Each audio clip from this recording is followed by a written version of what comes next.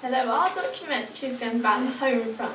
Then we'll start off talking about food and women's roles. Then Charlotte will carry on talking about evacuations, ending up talking about the Home Guard.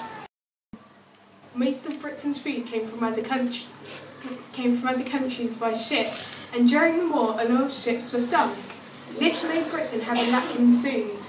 Food had to be given out evenly between everyone. Everyone in Britain had a ration card. This was a very fair method of evenly distributing food. Mothers had to cope with this. They had little food to make lots of meals. Sometimes there was so little food that women had to go to queue for hours to get one piece of fish. Most men between the ages of 18 to 41 went to farm.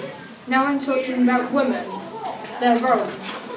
The government made women work in factories and farms. In 1940, all women under the age of 50 had to go and work, unless they had children under the age of 14. When women worked in factories, even though they were still doing the exact same job as men, they still got paid less, but many had their own money for the first time in their lives, which they loved.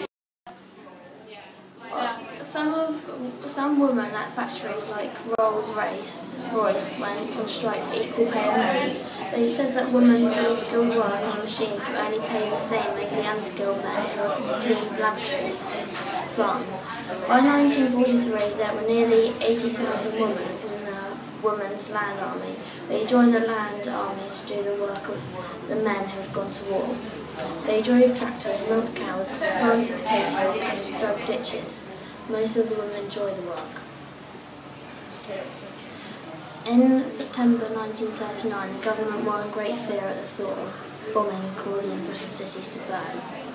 They knew that this would wipe out the majority of the people living in the city, so they decided to evacuate all the children to a much safer place in the country. Millions of families in the country had to look after school children from the cities due to the bombs. Most of the city children were reluctant to go and live in the country because they would have to leave their parents behind. However, children under 5 would be able to take their mums with them.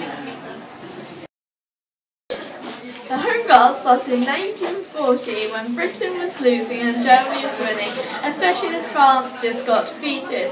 So Winston Churchill started the Home Guard to protect the people of Britain. Sadly, there was many volunteers but not many weapons, so they had to use random things like chair legs and old rifles. But they were never needed as Germany never attacked Britain as they were too busy killing Russians.